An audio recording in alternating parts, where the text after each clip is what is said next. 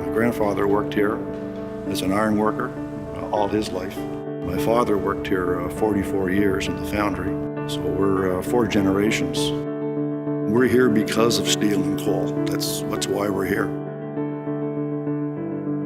My father and I walked to work. My very first day here, I was remarking to my father, what is this blue-green gasoline-smelling liquid that's flowing in the brook? And my dad said, well, that's just from the coke ovens. No further response, so I figured that was normal. The watershed area was just a natural place for the metals to settle out. And after 100 and 112 years, it gets to be quite an accumulation in the middle of a city.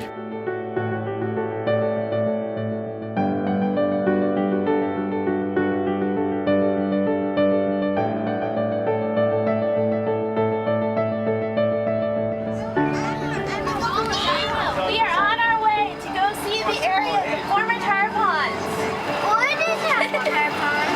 The tar ponds was created because when they would make steel, all of the hazardous materials that used to come off of that making steel, that's what created the tar ponds. There's a great feeling of accomplishment in this project. I really think that when the community actually sets foot on this, they're really going to appreciate it.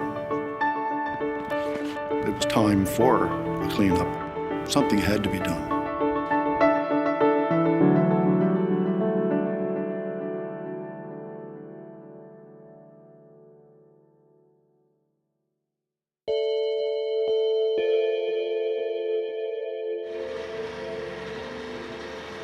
This wasn't a step-by-step Lego operation. There were issues along the way, and there was a lot of controls, a lot of regulations.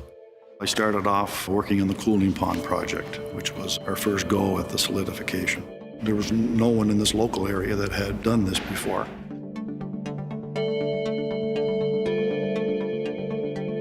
We worked really hard, and the First Nation companies worked really hard to make that a success. To have the Sydney tar ponds on your resume is not a bad thing.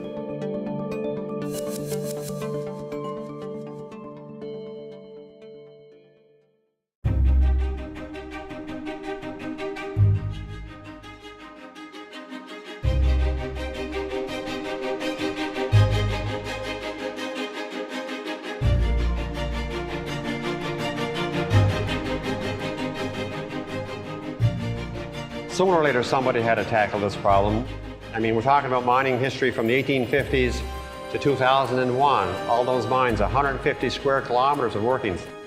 We're going to tackle this head on. We're going to remediate all these sites. We're going to put this land back the way it should be for Cape Bretoners for the future. So we developed a 10-year plan to do it. Initially, it was a 20-year plan. We said, let's do it faster.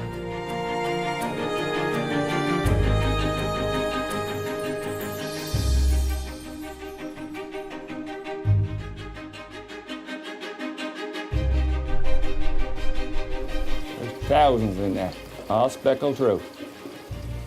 You see the little yolk sacks on the bottom, little brown sacks? Once they're gone, that's the time to release them. 20 years ago, you were lucky to see half of these fish there, you know. If we had ignored this problem and did nothing, we would have had 2,000 liters per minute of very highly contaminated mine water. It would have overflowed down into ditches or brooks and streams and made its way to the ocean. This plant intercepts the water, collects it, and treats it from a total of 9 mines, 30 billion tons of mine water. All that water comes back, and we've got complete control of it, and we'll protect the environment from the contamination from the coal mines for years to come.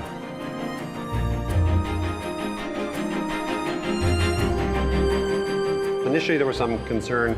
We had some talks back and forth. Once we built that sense of trust, they knew that we were trying to protect the environment and the community.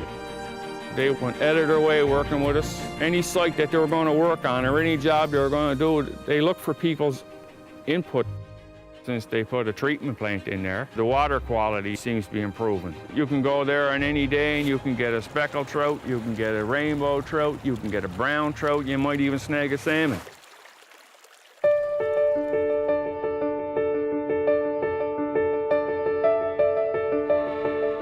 As long as there's water going into the mines, it's going to force contaminated water out. We have 18 official sites now where we have to do long-term care monitoring.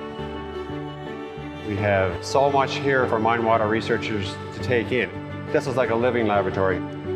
The idea came forward that, hey, well, maybe we should set up a center of excellence at the university where this technology could be developed, improved, and sold forward into the future.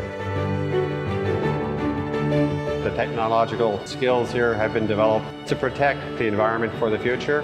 We have the skill set to market, and we proved that we could handle the problem that was in front of us. For me, it's a personal satisfaction to finish a job that my great-grandfather started 100 years ago. The confidence that's gained by working here is easily transferable. We have taken this liability and moved it around to an opportunity.